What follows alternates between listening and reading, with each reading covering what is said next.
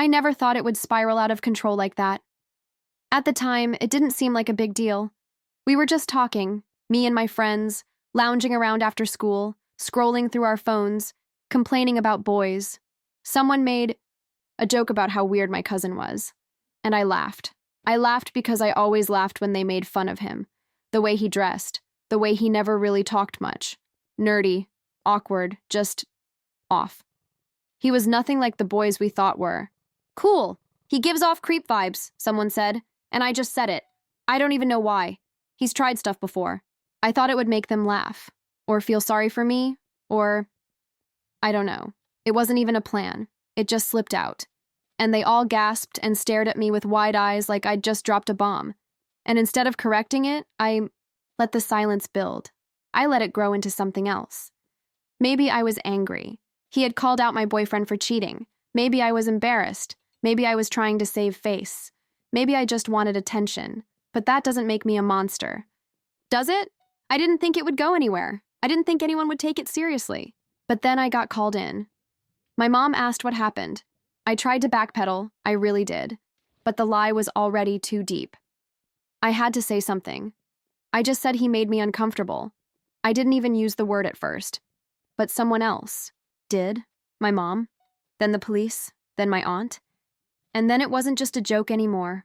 It was an investigation. It was real. I remember sitting on the edge of my bed, listening to the echo of silence downstairs after my aunt and uncle left with him. The front door still swinging a little, my mom holding her head in her hands, and I just stared at the wall. I wanted to say something. I wanted to scream. But what would I say? Just kidding? You can't just undo that? I thought he'd be fine. That someone would sort it out. That they'd realize he was weird, sure, but not dangerous. But he got arrested. He actually got taken away. And I still said nothing. I kept expecting someone else to fix it, to call it off. But no one did. I watched everything fall apart around me, and still, I stayed silent. And even now, I don't know why. I guess I was scared. Scared of being called a liar. Scared of what people would think. Scared of my parents, my friends, the school. Scared of him. I couldn't look at him the same way after that. Not because I thought he was guilty, but because I knew he wasn't. And that truth sat in my chest like a burning coal I couldn't put out. It took 2 years for me to say it. 2 years of avoiding family dinners, of watching my aunt cry when she thought no one was looking, of seeing my uncle age 10 years in his silence. When I finally told the truth, it wasn't brave. It was messy. Screaming, crying, accusations, flying. My mom yelled. My dad went still. They told his parents. I don't even know how that call went. I just know that after that day, I wasn't their niece anymore. I wasn't anything to them. I sent him a message once, just one. It said, "I'm sorry.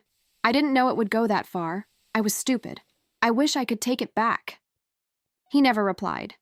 Now everyone wants him to come back. They say, it's been long enough, and we're family, and people make mistakes. But he hasn't spoken to anyone. Not one word. They say he's cold.